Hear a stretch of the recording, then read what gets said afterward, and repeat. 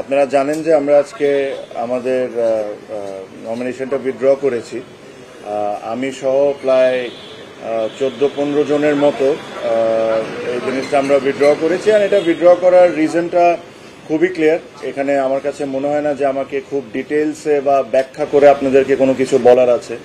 আমি শুরুর থেকে একটা কথা বলে আসছি যে ইলেকশনটা কোন দিকে যাচ্ছে বা কিভাবে হচ্ছে এই জিনিস নিয়ে আপনারা সবাই এখন ক্লিয়ার।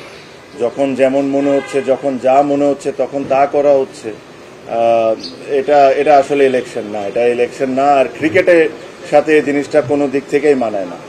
আপনারা আই এম শিওর যখন ইসি তালিকা দিবে যে আজকে কারা কারা উইথড্র করেছেন, তাদের নামগুলো আপনারা দেখলেই বুঝতে পারবেন যে তারা সবাই তাদের জায়গার থেকে হেভি ওয়েট, তাদের ভোট ব্যাংকও ইটস ভেরি স্ট্রং। এটা হলো আমাদের একটা ওয়ে অফ প্রোটেস্ট, যে এখান থেকে এসে যে এই নোংরামির পার্ট আমরা থাকতে পারবো না। এখানে ধরেন বিভিন্ন ধরনের বিভিন্ন সময় অনেক ধরনের কথা বলা হয়েছে, but end of the day আমার কাছে মনে হয় যে এই নোংরামির সাথে আমরা কোনো দিক থেকে কোনোভাবে পার্ট রাখতে পারবো না। আর সেকেন্ডলি আমি একটা জিনিস সবসময় বলছি, ক্রিকেট, বাংলাদেশ ক্রিকেট এটা ডিজার্ভ করে না, বাংলাদেশের ক্রিকেট ফ্যানরাও এটা ডিজার্ভ করে না। এটাও বলে রাখি, আমি জানি না কতজন স্বীকার করবেন কি করবেন না, বাট এখানে আরো অনেকেই আজকে উইথড্র করতেন। তাদেরকে বিভিন্নভাবে বিভিন্ন ওয়েতে বোঝানো হয়েছে বা চাপ সৃষ্টি করা হয়েছে, তাদেরকে করে থামানো হয়েছে। বাট এছাড়াও অনেকেই আজকে উইথড্র করতেন।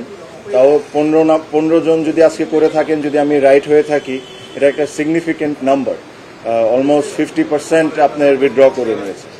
সো আমি এই বিষয়ে কোনো এক সময় ডিটেলসে আপনাদের সাথে কথা বলবো যে কি হয়েছে কি হয় নাই। আমি একটা জিনিসই বলবো যে যারা বোর্ডে আছেন তারা যদি এভাবে করে ইলেকশন করতে চান করতে পারেন, জিততেও পারেন। বাট আজকে ক্রিকেট 100% হেরে গেছে, এটা নিয়ে কোনো সন্দেহ নাই। আপনারা বলেন বড় গলায় যে বাংলাদেশে ফিক্সিং বন্ধ করা লাগবে, আগে ইলেকশনের ফিক্সিং বন্ধ করেন, পরে ক্রিকেটের ফিক্সিং বন্ধ করার চিন্তাটা করি। সো আমার এর চেয়ে বেশি কিছু বলার নাই। আমার কাছে মনে হয় যে এটা স্পষ্টভাবে ক্লিয়ার সবার কাছে, কারা কারা কোন সময় কারা কারা কোন ধরনের ইনভলভমেন্ট এখানে রেখেছেন, কি ধরনের ইন্টারফারেন্স হয়েছে, নিয়ম ইচ্ছামতো কত সুবিধার মতো যে সময় দরকার ও সময় চেঞ্জ করা হয়েছে। আর এর সাথে কারা কারা জড়িত একদম স্পষ্টভাবে ক্লিয়ার। আমি এর চেয়ে বেশি আর কোনো কথা বলবো না, বাট ইনশাল্লাহ ভবিষ্যতে আমি এটা নিয়ে অবশ্যই কথা বলবো। আমি আমার স্পিচ এই কথাই বলে শেষ করব যে এই ইলেকশন বাংলাদেশ ক্রিকেট বোর্ডের জন্য একটা কালো দাগ হয়ে গেল। আর এই ইলেকশনের পার্টের সাথে যারা আছে এরা আই এম শিওর তারাও বুঝতে পারেন যে ইলেকশনটা কোনো দিক থেকেই এটা একটা ইলেকশন ছিল না।